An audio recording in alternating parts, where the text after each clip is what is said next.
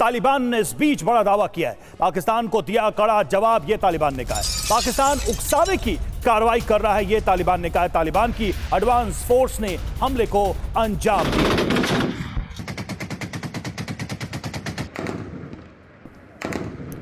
और देखिए अहम खबर है, देर रात अफगान सेना ने पाकिस्तानी सेना की चौकियां ध्वस्त कर दी हैं। अफगानिस्तान की ताबड़तोड़ शेलिंग की तस्वीरें सामने आई हैं। पाकिस्तान पर अफगानिस्तान का बड़ा हमला, अफगान हमले से चौकियां छोड़ने के लिए मजबूर हो गई पाकिस्तान की सेना, पाकिस्तानी सेना के जवान। ये तस्वीरें आप देखिए किस तरह से अफगान सेना ने पाकिस्तान की चौकियों को किया है टारगेट और इन्हें ध्वस्त कर दिया गया है।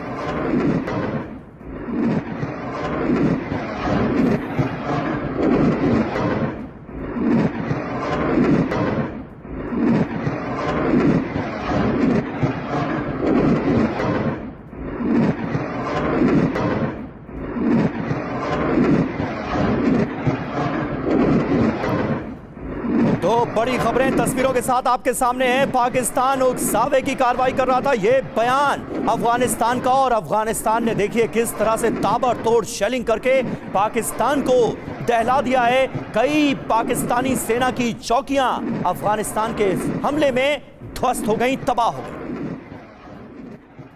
तो देखिए अफगानिस्तान की तरफ से पाकिस्तान पर ताबड़तोड़ हमले किए जा रहे हैं। पाक के दंडपाटन जिले में भीषण जंग चल रही है, यह खबर सामने आई है। पाकिस्तानी मिलिट्री पोस्ट पर धावा बोला है अफगान की सेना ने। अफगान के लड़ाकों ने पाक तालिबान में आमने सामने की जंग चल रही है।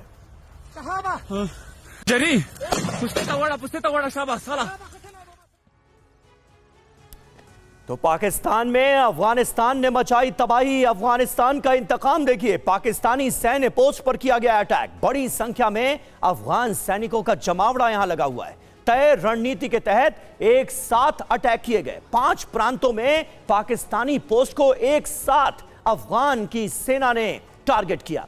तालिबान मिलिशिया को लगाया गया। मदद के लिए टीटीपी के लड़ाके भी तैनात कर दिए गए, तहरीके तालिबान पाकिस्तान के।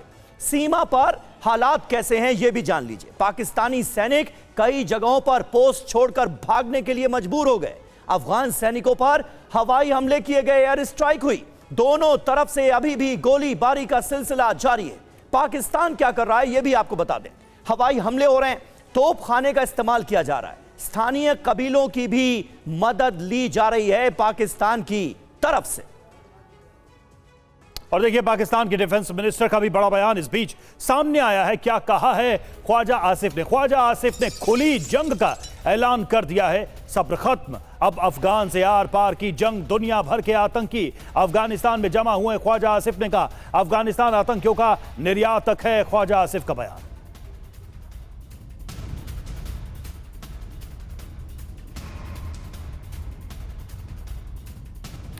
और देखिए हमारे साथ तमाम मेहमान जुड़े हुए हैं। जावेद बदर जो कि राजनीतिक विश्लेषक हैं, वो पाकिस्तान से हमारे साथ जुड़ चुके हैं, उनके पास चले। उससे पहले संदीप त्रिपाठी सर से एक सवाल। संदीप त्रिपाठी सर, बात यह है कि क्या पाकिस्तान अफगानिस्तान से लड़ने में एक दुविधा में है, क्योंकि पड़ोसी देश भी है, बड़े समय तक अच्छे संबंध बनाने के दावे भी किए जाते रहे हैं। पॉपुलेशन का डिस्ट्रीब्यूशन ऐसा है कि सीमा के इस पार और उस पार भी ऐसे लोग हैं जो तालिबान के साथ सिंपैथी रखते हैं। टीटीपी को आप देख ही रहे हैं। बहुत सारे फ्रिंज एलिमेंट पाकिस्तान के अंदर ऐसे हैं जो तालिबान के रेजिम की सोच का समर्थन करते हैं। पाकिस्तान के लिए यह लड़ाई क्या दुविधा की लड़ाई है?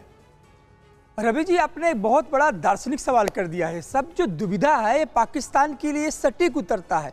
जब ख्वाजा आसिफ कहते हैं कि ये दनादन मस्त दनादन कलम, अब चाइल्डिश अप्रोच। एक डिफेंस मिनिस्टर कह रहा है कि तालिबानियों के खिलाफ हम लड़ रहे हैं। आखिर तालिबानी है कौन?